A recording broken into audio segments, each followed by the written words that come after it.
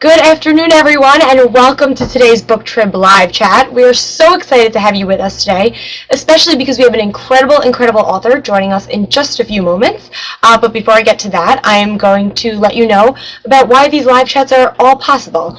Our book lovers community, booktrib.com, we have awesome stuff going on, all related to books, which we love, of course, like our live author chats, blog tours, giveaways. Oh, our giveaways. We are just dying to give you guys books.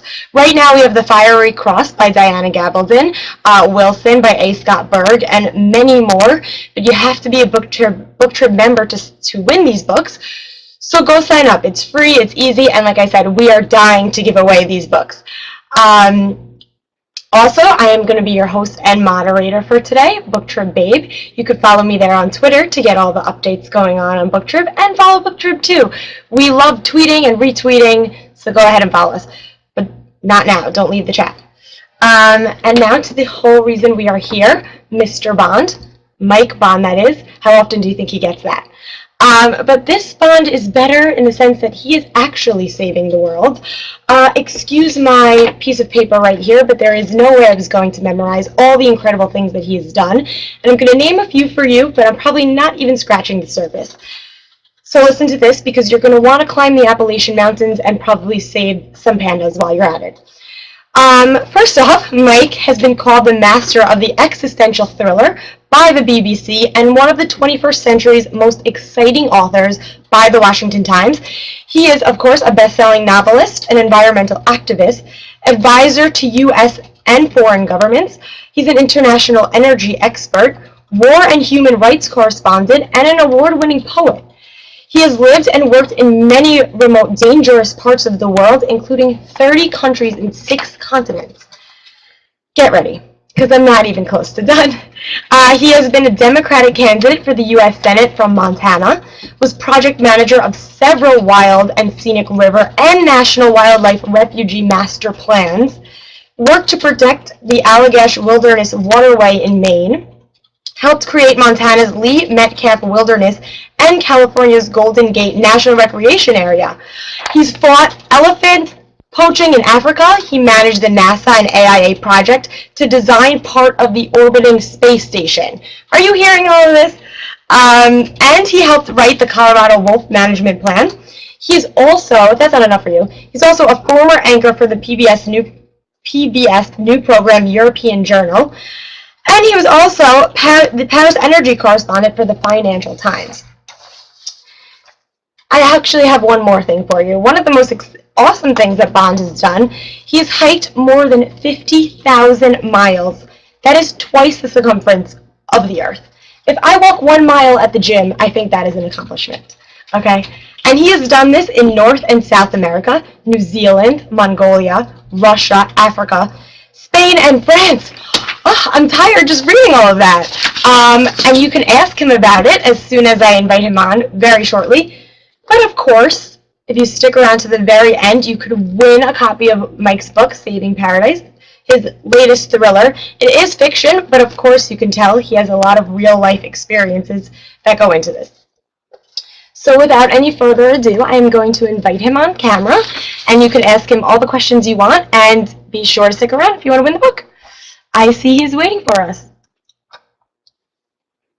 Monica, how are you? And hello, Hi, Mike. everyone out there. I think Good he's to see talking you. to me. Sorry, hold on. Let me put my headphones in.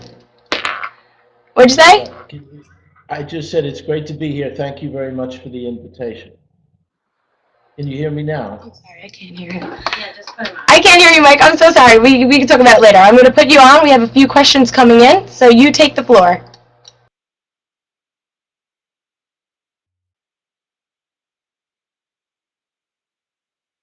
Well, Catherine said something about complaining for, now wait a minute, we've gone off camera here.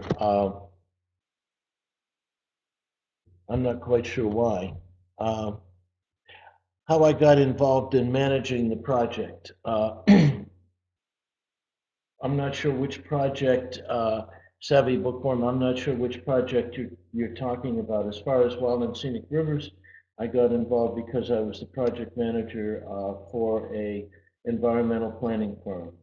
I'm not sure if that's the answer I'm not sure if you can hear me. For some reason, we seem to have a sound out. Can you hear me?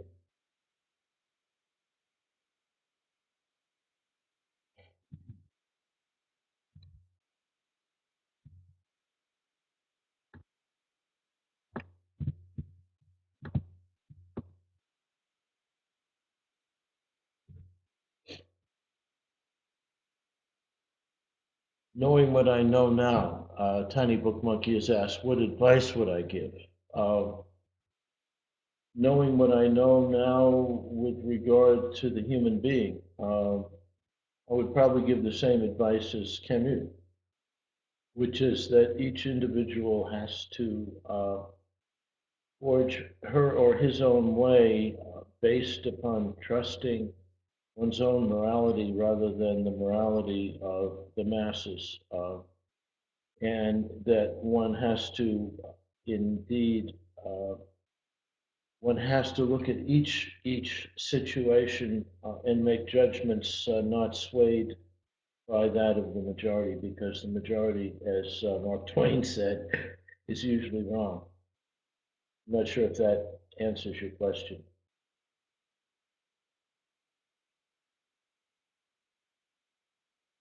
Well, what event I've just been asked has caused me to be interested in the environment.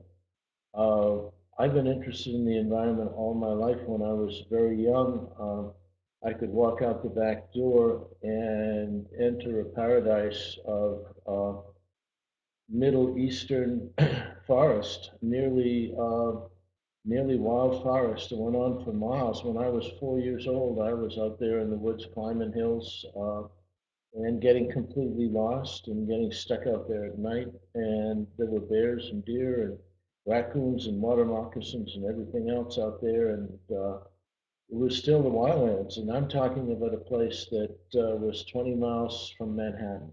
And which I went back to see years ago, and it was impossible to even find the area where I had lived. The entire thing had been bulldozed miles and miles and miles, including a beautiful stream with a church in it, and miles of forest had all been bulldozed and made into a bedroom community of about 100,000 houses.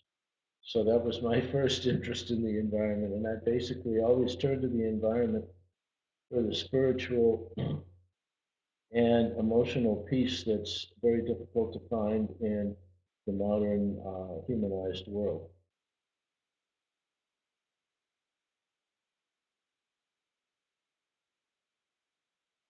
Oh, someone just asked now, I'm having trouble. Rita Kuna has asked, my husband and I love to hike too. What has been your favorite? Oh my gosh, that's like saying of all the people you love, which one do you love the most?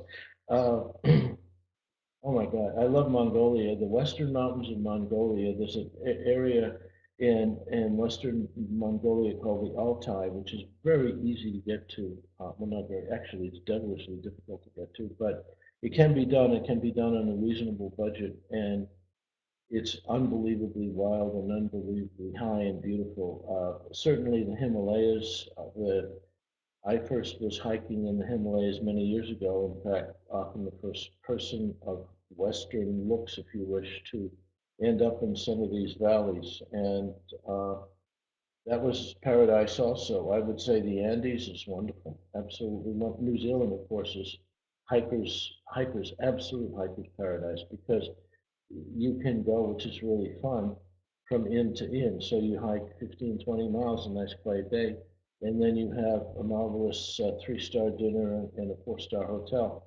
And that's even more true in France. I would say, now that you've asked that question and I've wandered on with the answer, I would say probably France is my favorite place to hike, because the complexity of the landscape of France and the beauty of the landscape, the stunning history of that area, which you feel in your bones. And you can hike 15, 20, 25 miles a day. And at the end of the day, you, like I said about New Zealand, you end up in this magnificent hotel with some astounding meal and wines that need to be given a gold medal. And you walk away for a very small amount of money and having had a wonderful time. Those would be some of my thoughts anyway.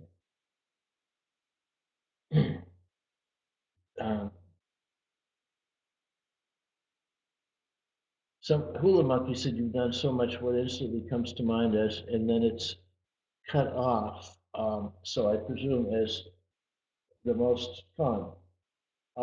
I think that if you back up and think about the fact that I just had to refresh my computer is going to sleep on me. Uh, if I had to think about the situation, we actually only have one life, and we have 20 years, say, when we're so young that, to a certain extent, other folks, our parents, etc., schools, define what we can do and not do. After that, we're on our own. We soon get in most cases, into being in a family. And then if you have children, you've got children, which immediately become your number one commitment, much more important than yourself. And of course, your spouse also is much more important to you than yourself. So you get tied up in doing what we human beings are engineered to do, which is to take the race to the next generation and take that generation in a way that allows them to function to the highest level they can. But in terms of, so I would say the most important thing in life is creating love and creating a family. And if you don't have a family, consider the whole world as one's family. And that's probably the single most important commitment to my mind that we can make. I Oh, how is climate change impacting endangered species? What a dynamite question. That's Passion for Fiction who's asked that. Climate change is having an absolutely astounding effect on species. It's everything from melting of the polar ice, which may extinct the polar bear, and also substantially reduce the populations of migrating bird species that live up north and that cannot reproduce when the tundra stops freezing.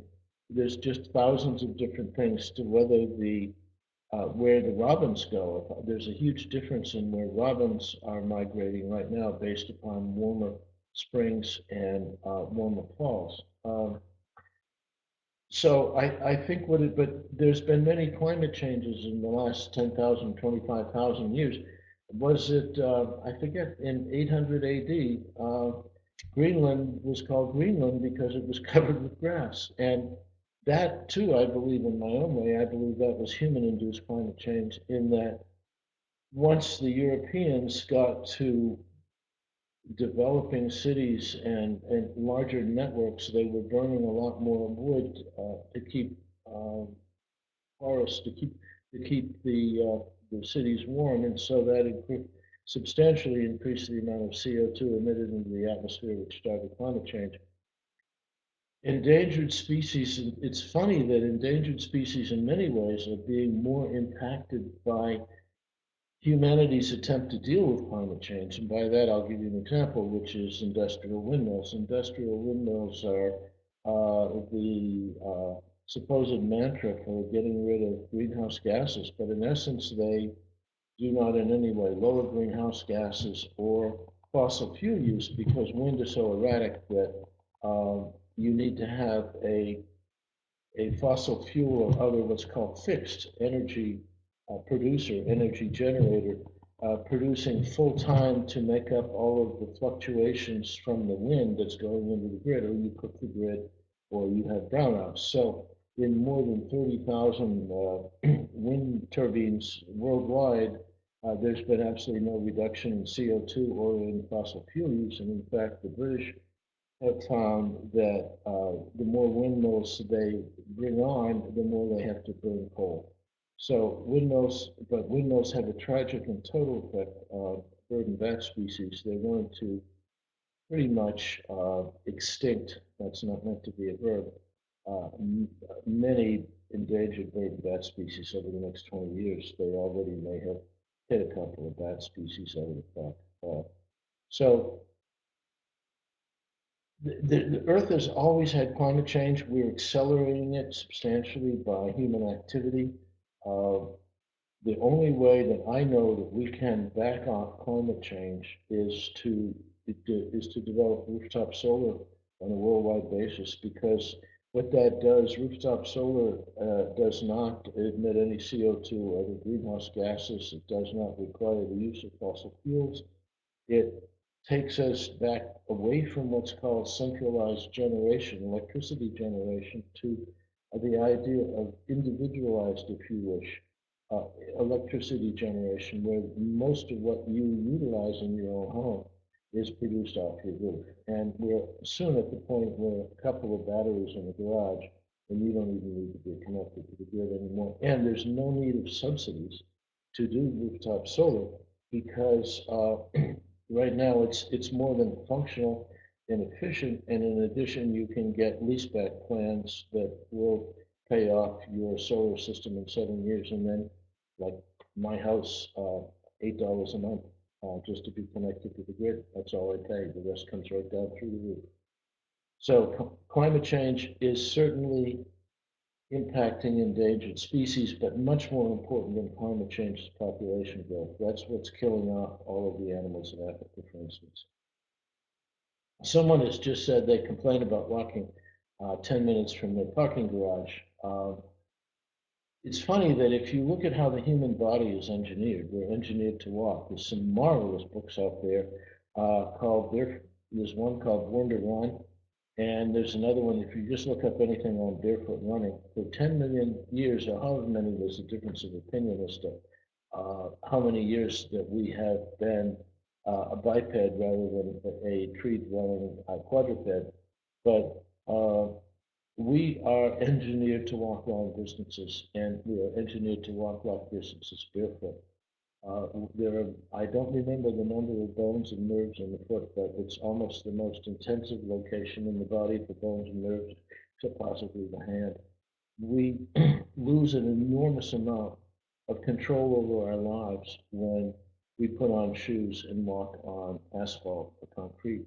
Um, there's a direct connection with the earth that you can get through the soles of your feet. In addition, there is, if you have back problems, which most modern folks have from too much time in cars and chairs and stuff like that, walking barefoot, the, connecting the toes to the ground makes an enormous difference in back problems. So I guess what I'm trying to say, in essence, is that walking is our natural state.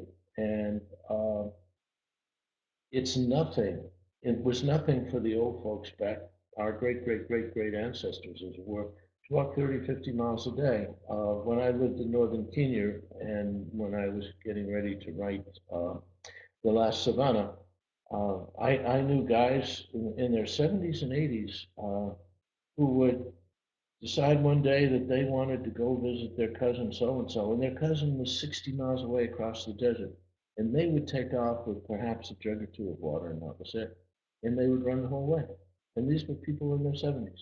And that's our natural state. We are meant to run down animals. That's how we became predators, if you wish. So we need to walk.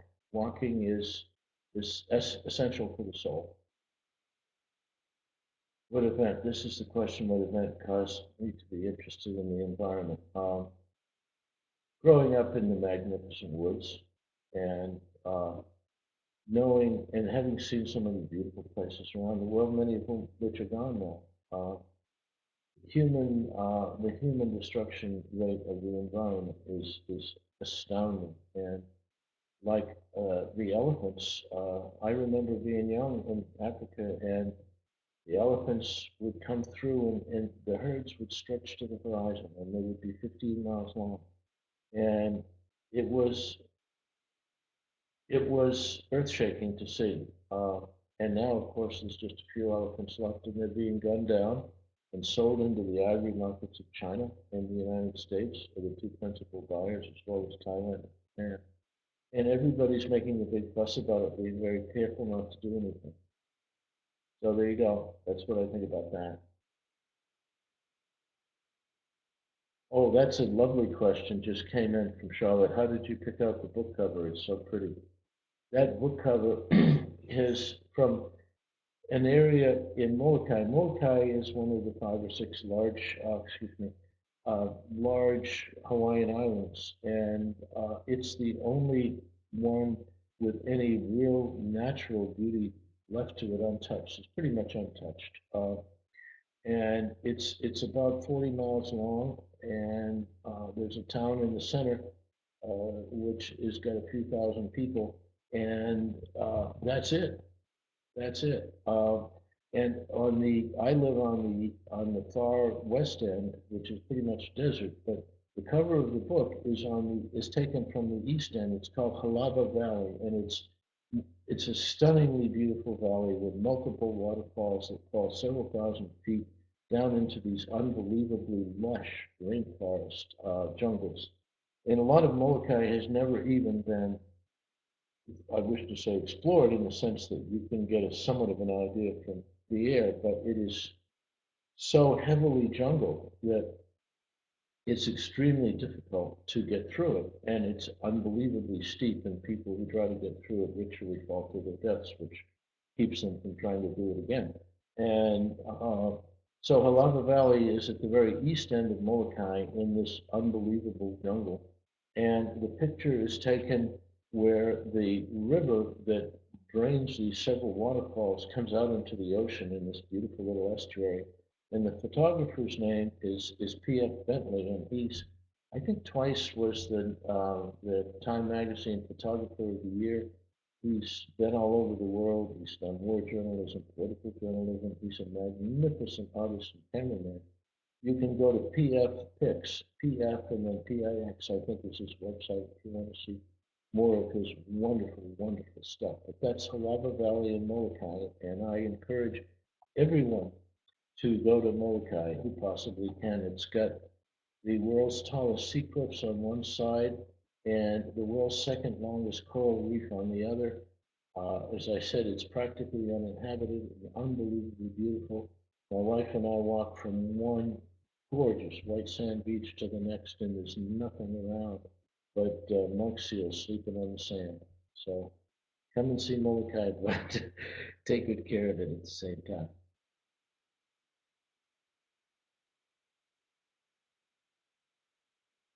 I'm only getting, this is from Amy Farland. What is your reaction to revelations about the activities of is all I'm getting. So I'm not quite sure what the rest of that is. Maybe with this silly computer, I can actually get somewhere. I doubt it, but we'll try. The activities, I'm not sure. Is there any way that on this question that somebody can put in that second line, what is your reaction to revelations about the activities of, might be the National Security Agency? I don't know. Can't believe they would do anything bad. Oh, NSA, we got it. All right. Oh, it's absolutely hilarious in my view. Um, the reason why is that countries always spy on each other. We just happen to be more efficient. When I say we, I mean the United States, happen to be more efficient at doing it than some of our contemporaries. The Russians, and before the Russians, the Soviets, we spent quadrillions of dollars every year trying to find out what each other was doing, and including spying on people's bedroom activities and what they ate and everything else. And yes, we did pick up the cell phone calls of Angela Merkel, the Prime Minister of Deutschland, Germany. And the French just announced last week that they've been listening to everything we do for years. So I think these are a bunch of buffoons, all of them. I think we ought to fire them and make them get a decent job. I don't think anybody, I can see listening to Iran, I can see listening to our enemies. And Iran is unfortunately somewhat in that camp, and certainly people like al-Shabaab in Somalia and all of the nasty folks in Afghanistan, and particularly in Waziristan and Pakistan, uh, need to be listened to. Uh, it's it's it's it's just tantamount to it's. I wonder sometimes if we aren't turning into one brain instead of, I don't know what are the 200 countries.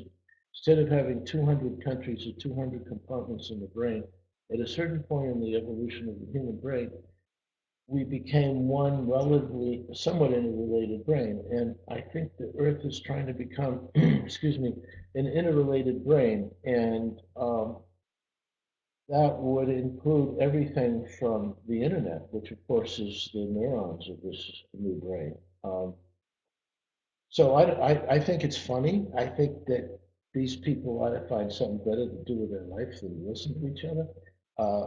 It comes down to the individual. You know, if you were doing that, is that what you want to do with your life? I mean, we only have this one time around the track, and afterwards we could go as an individual. It's very possible we go extinct, and I'm not sure that I would want to spend. I know I wouldn't want to spend my days doing that.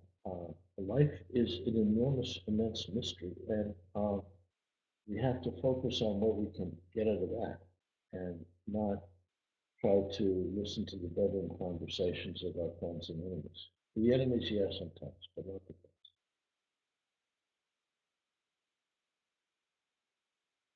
Okay, I can click on more to get the rest of the question, but you know what? I don't see more. Where's more? We're not getting along here, this computer and I. If I if I click on that, I don't get that. Um, so I don't know if I answered the question, but if bottom right of the question, okay. All right, but I think I nailed that question. Oh, I see now. There it is. Cool, cool. Hey, we got it. Even somebody like me. My wife is a computer scientist, which means that I don't have to understand anything about computers. Okay, head doctor. I love that idea. You set out to travel across the Sahara at age 19. What made you decide to do this? Is this adventure at such a young age what gave you the lifelong travel itch? That's a really good question. I, it's just, it's so hard to tell what makes us up. How I got to travel across the Sahara is I got thrown out of college, and so I was driving a truck, and my father said, you know, why don't you, you've always been interested in France, why don't you save some money and go to France for a semester, and then maybe your college will let you back in again. And so I thought that was a good idea. So I registered at the University of Aix-en-Provence in southern France for a semester and saved up a total of $600 for driving my truck, which got me, which was plenty for a semester in those days. And got there and I went to classes a couple of days and then I realized this is silly. I mean, I'm just sitting on a bench listening to somebody talk about literature when I could go out and live instead. So uh, a whole lot of us at Aix-en-Provence is a wonderful town if you're a student. Oh my God, what a blast! And so the bars are open all night. There's plenty of exciting potential love relationships walking down the street.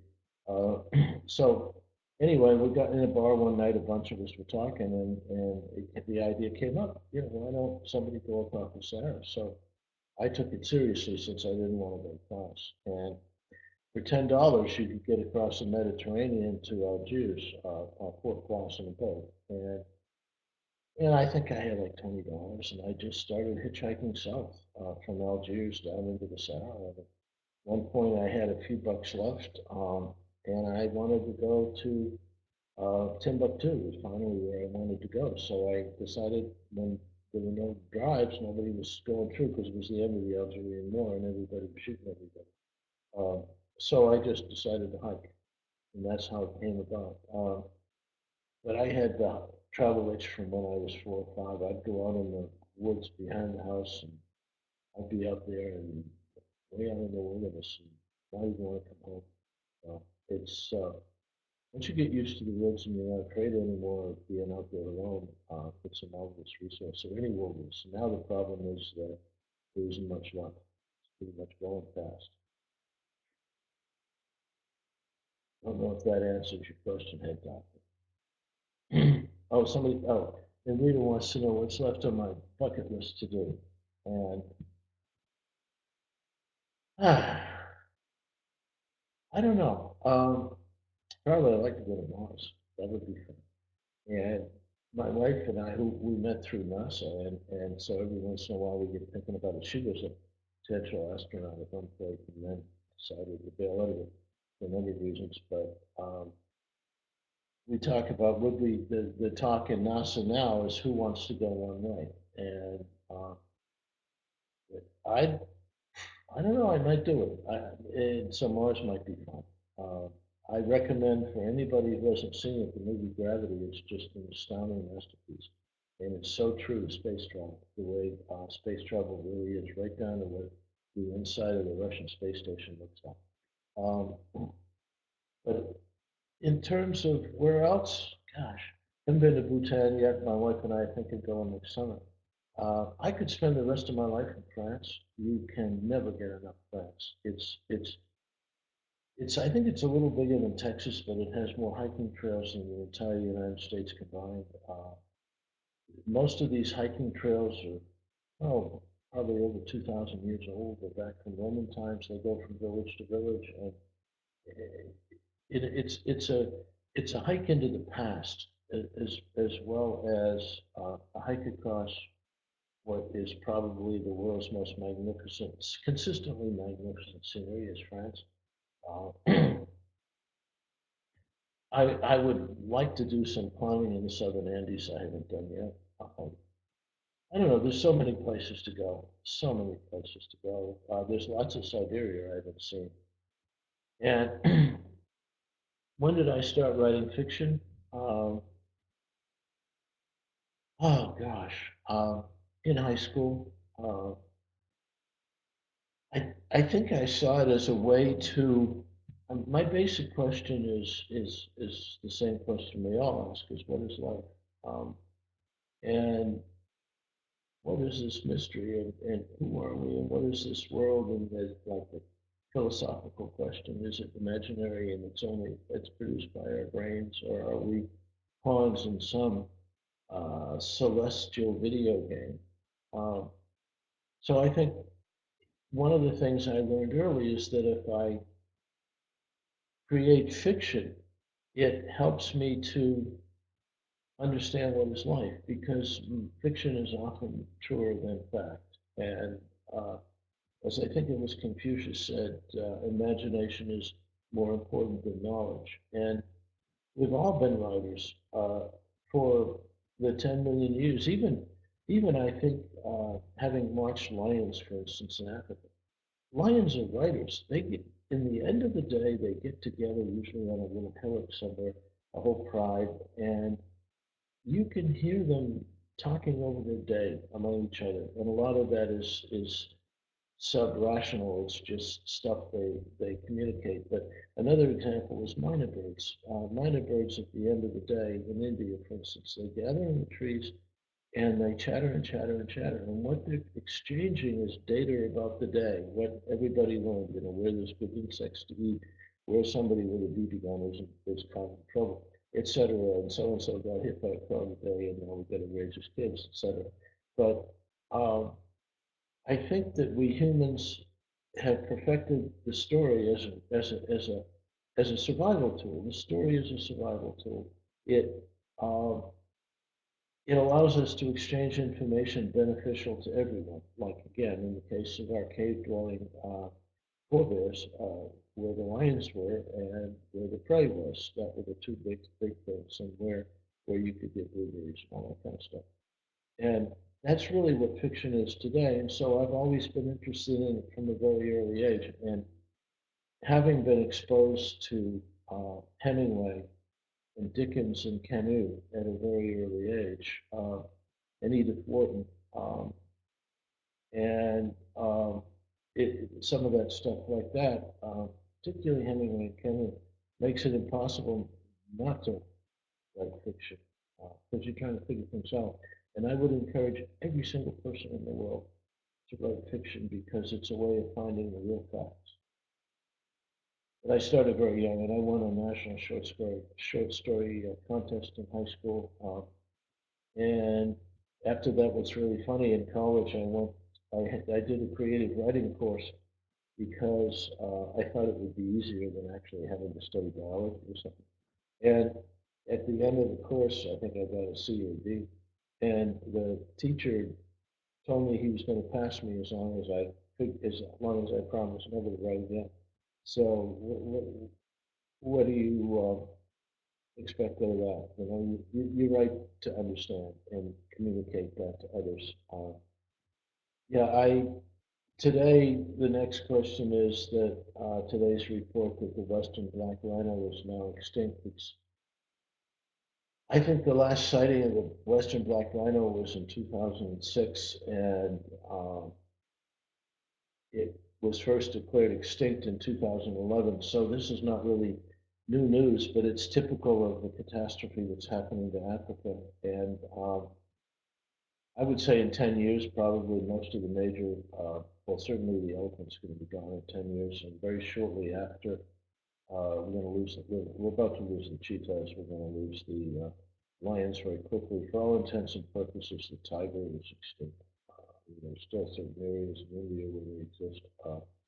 I've spent a lot of time with the snow leopards in Mongolia, and they're not going to exist much longer. The whole world is it's what we're facing right now is an environmental cataclysm, and it's due to two things. It's due to overpopulation, and the latest environmental cataclysm is largely due to the rise of China. China, there's an ancient tradition in China that prizes ivory for sculptures as a sign of wealth. In other words, if when you walk into a Chinese home, there will be sculptures there made of ivory to show how wealthy the homeowners are and what prestige they have. And in addition, rhino horn, lion bones, things like that are very prized in the Middle East and the Arab countries, the Muslim countries, for guys that haven't yet heard about Viagra. And basically, the cataclysmic extinctions of the 2000 of this century are going to exceed anything that's ever happened on the earth before.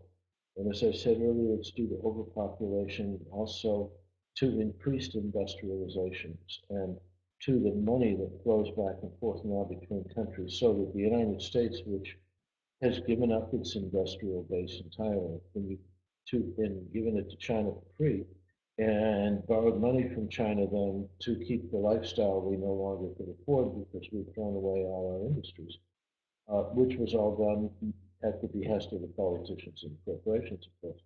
Uh, Now all of these Chinese anxious to show their prestige are driving up the price of ivory, so it's more expensive now even than gold. And there is no significant attempt made to stop this. Obama, as typical of him, makes little window dressing gestures. Hillary Clinton and her daughter Chelsea have done some serious things. It waits to see if that works or not. There was another question: to what extent are I currently active politically? I'm active politically, having spent most of my life as a aggressively activist Democrat and environmentalist. I'm active politically now in one thing, and that is, well, actually, several things. The first thing is fighting industrial wind, which, as I talked about earlier, does nothing to lower greenhouse gases or fossil fuel use, and in fact is taking up billions of dollars of taxpayer subsidies that should be spent on solar and other ways that will actually lower greenhouse gases. So we're fighting that on a national basis. We've won a huge victory in Hawaii. Maine is now being invaded by by windmill plants because all the other New England states, the southern New England states, Connecticut, Rhode Island, and Massachusetts, their residents don't want windmills there. Of course, windmills ruin everything. They destroy your wildlife. They ruin your property values. They make people sick with low frequency noise and infrasound. They're the most horrible thing imaginable and don't do any good at all. So anyway, so what Connecticut, Rhode Island, and Massachusetts are doing is they're saying, let's build our windmills in Maine because the people up there are poor and stupid and they get away with it. So they're buying all the politicians in Maine, the big utilities down south, and the wind developers, most of whom are from overseas, Maine Utilities, matter of fact, is owned by the Spaniards. Uh, we are just we're just pinned down by these guys. So the next question is, I'm curious about the art piece on your wall. Well, that is a map of that is a game which my father and mother created called Conquest, which they created after he came back from the Second World War. My father was a Renaissance student, if you wish, and a professor of English literature, and later a university dean. And he was very hung up on history, and he created a marvelous game called Conquest, which was, as I said, medieval. And that's the original map of which it was made. So that's what that art piece is, and it's very cherished in the family, you can imagine.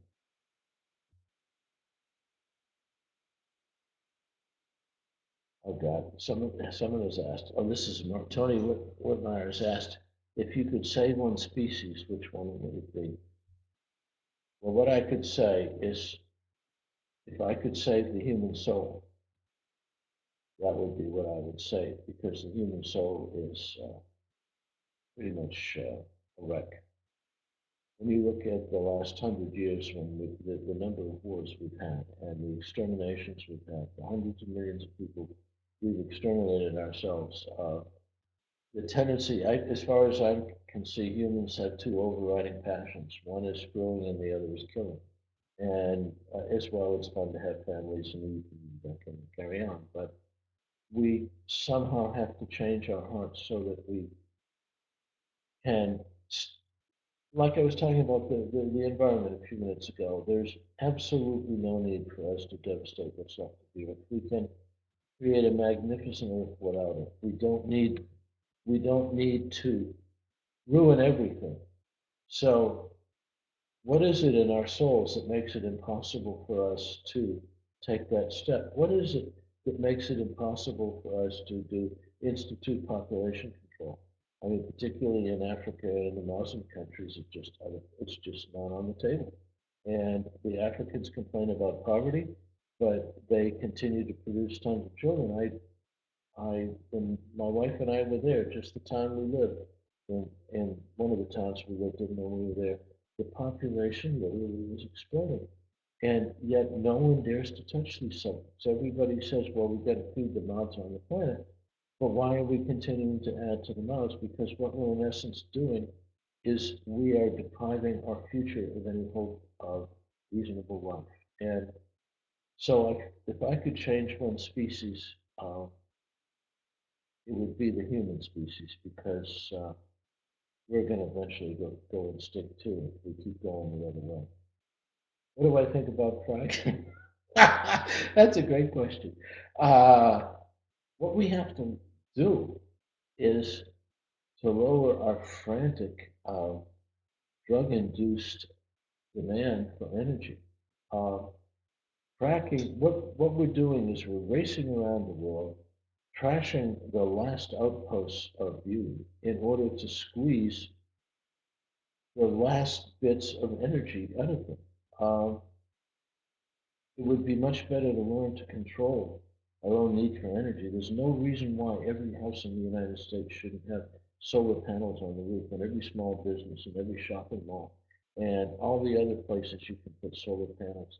And at that point, we would lower our electricity demand so much that we wouldn't need new dams, we wouldn't need new nuclear plants, we wouldn't need coal-fired plants. Right now,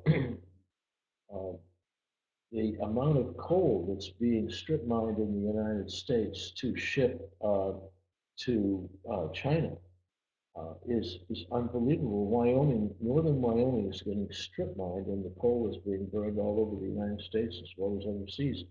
When I was living in a little village in Normandy in France, I remember there was hundreds of barges going up the river, the Seine River, uh, and they were all coming from away, as we say in Maine, from somewhere else. And so I called up the people I knew that ran the national electricity utility, and they said, Mike, you can't say this, but they're all from Wyoming. In other words, the French, which have deep coal mines, couldn't generate enough coal with their deep coal mines, and they're buying Wyoming coal. And now Warren Buffett, who has spent I don't know how much money on publicity so that he gets a positive image in the world. He's planning to strip mine more of Wyoming and take it on his Burlington Northern Railroads somewhere out west so he can ship it to China. So what do I think about fracking? I think the same thing I think about the Keystone Pipeline, the same thing I think about wind turbines, which are totally useless, is that instead of trashing what's left, let's learn to live with reasonable energy demands. There's no reason why we can't have solar panels on our house that charges the car as well. The car's batteries run the house at night, and in the morning the car gets charged up in the first half hour of sunlight, and you got it for the day. There's no need for all this. So I think fracking is a horrible idea. In case I haven't gotten around to saying that yet. Good question, though. Oh my God, somebody has asked me, how long does it take you to write a novel like Saving Paradise? For some damn reason, I don't understand why, it takes like a year to write a book. And at first, you have this wacky series of ideas in your head, and you try to you try to concretize them, you try to put them together. They don't make any sense, and you keep working at it. Like the first 3 months are just misery because you know it's just a piece of crap, and then you keep working on you know where it's going, and then you have another 3 months of misery trying to figure out where the hell it's going, and then you begin to get the twinkling of an idea, and you just go like hell for 6 months, and by the time you're done, it's somewhere, it's close to where you want it to be, and you're so sick and tired of it, you want to take it on the road and shoot it. But yeah, it takes about a year, I would say, on the average.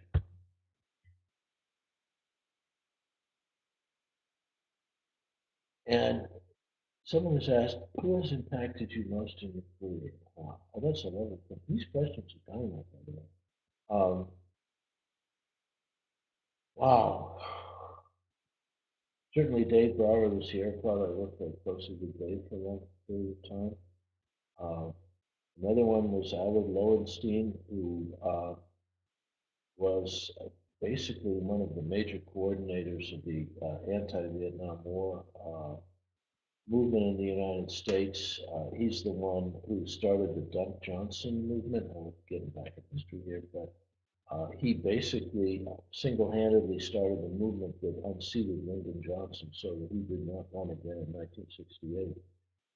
Those two folks taught me that you can do an enormous amount if you're determined enough. Jack Kennedy, Bobby Kennedy, both of them, wonderful people, both murdered by the same people that murdered Howard Lowenstein. He was a congressman, and all three of them, as we know, were shot to death, and they were shot to death by a combination of the crooks and fools and rich bastards that run the United States, often working through Central Intelligence. So those two people, and I would say Albert Camus, because though I never met him, he his writing is so clear about what our responsibility as human beings, what our responsibility is. I encourage everyone to read as much Camus as you can get your hands on. Lately, another person who's really impacted me is Irene Nemirovsky. She was it, she was a girl growing up in Ukraine in Kiev, a Jewish girl, and then her parents had to leave during the Russian Revolution. She went to Finland, ended up in France, wrote a series of bestsellers in France, marvelous, fine books, and was, excuse me, losing my voice. She was taken to Auschwitz as a Jew and killed. But I encourage everyone out there, look up Irene Nemirovsky. Certainly will, I trust that she will affect uh, everyone as much as she's affected me. And of course, understanding why he taught me how to write more than anybody else, I would say. I don't know if that, that is, and my wife has certainly been a major influence in my life, all for the positive good. I'm very, very fortunate to have been in love for a long, long time.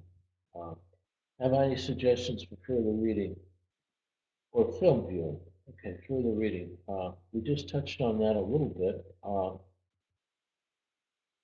I love medieval French Richard Antoine and some of the magnificent medieval French writers. They were trying to understand what life was, and that was what the Grail was all about, the search for the Grail. I mean, at one point, the search for the Grail involved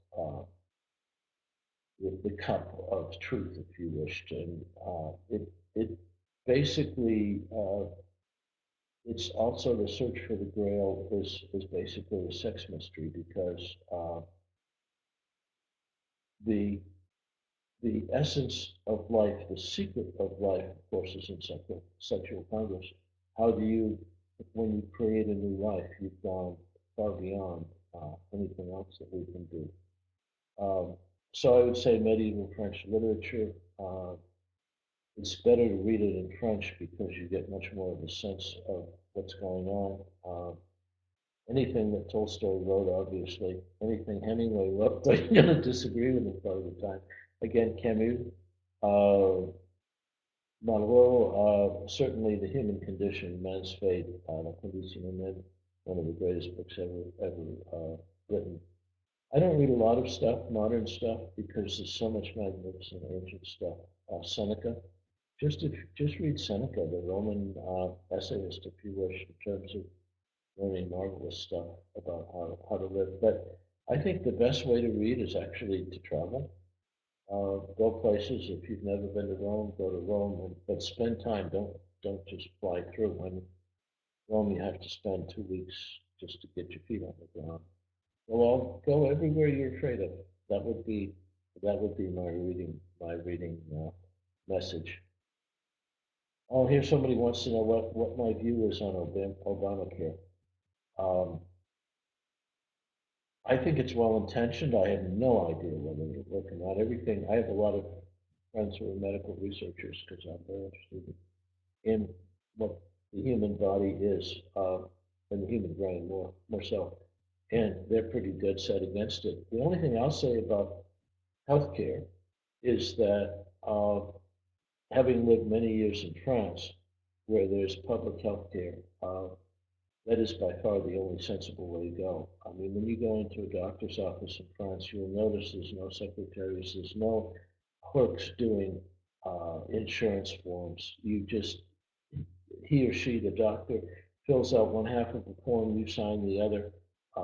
You pay a small fee.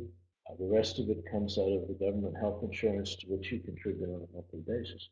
And there's no support staff for doctors. They don't need it. And that most doctors do house calls on a daily basis. It's an astounding different system.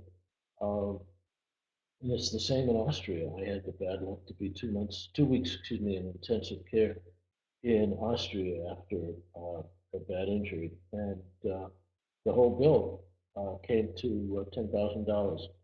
And um, I think we need some form of national health insurance, something that can't be abused, something that is not over.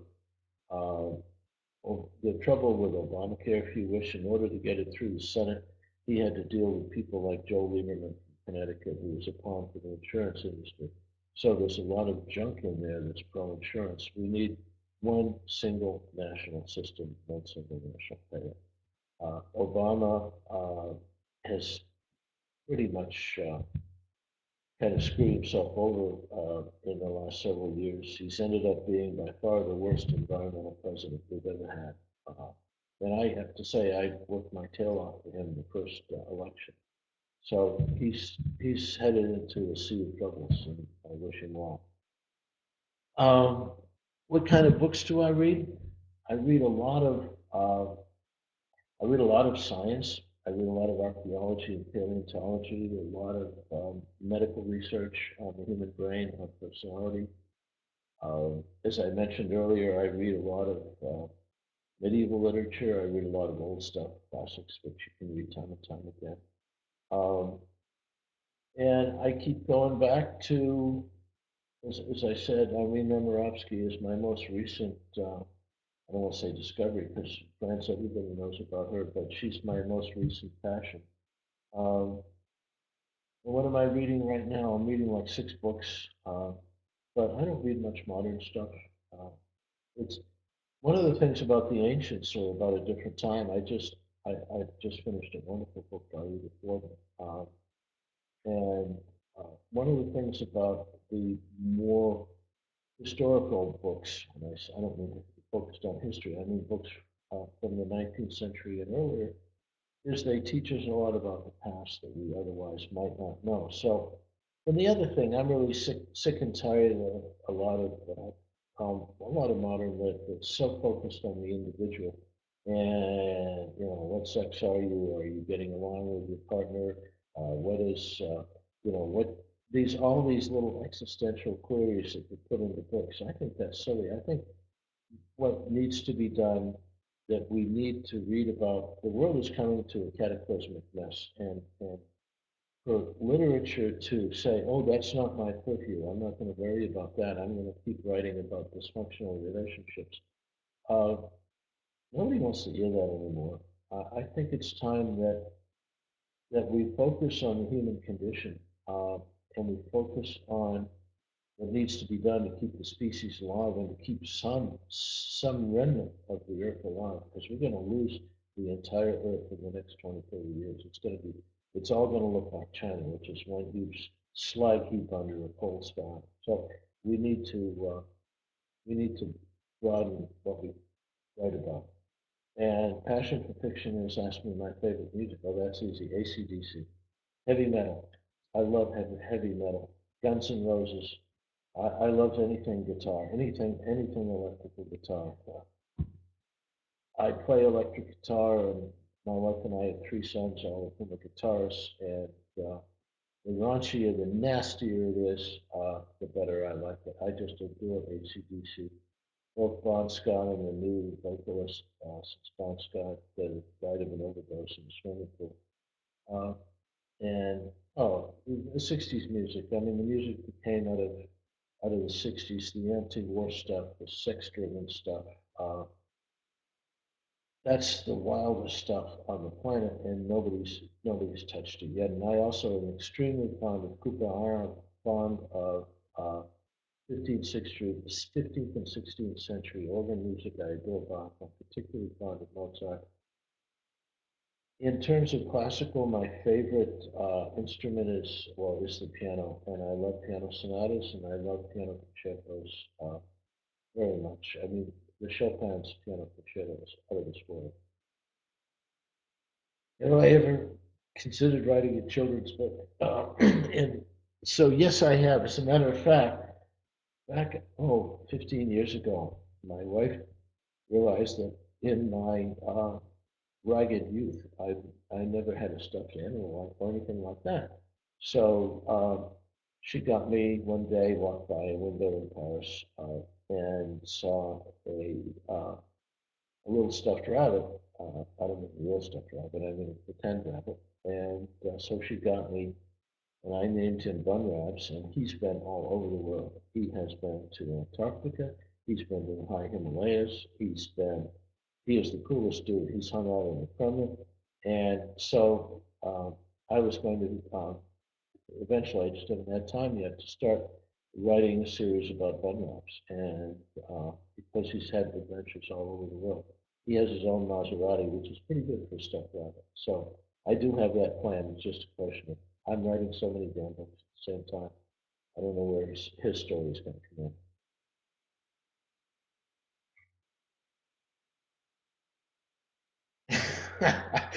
All right, now you just got a very nice message. I just want to say that, and I guess we're running out of time here. It's been wonderful for me. This is just, but the one thing I would like to encourage is that we all write books. That we all, it's a wonderful thing to do, and probably a lot of you folks do it.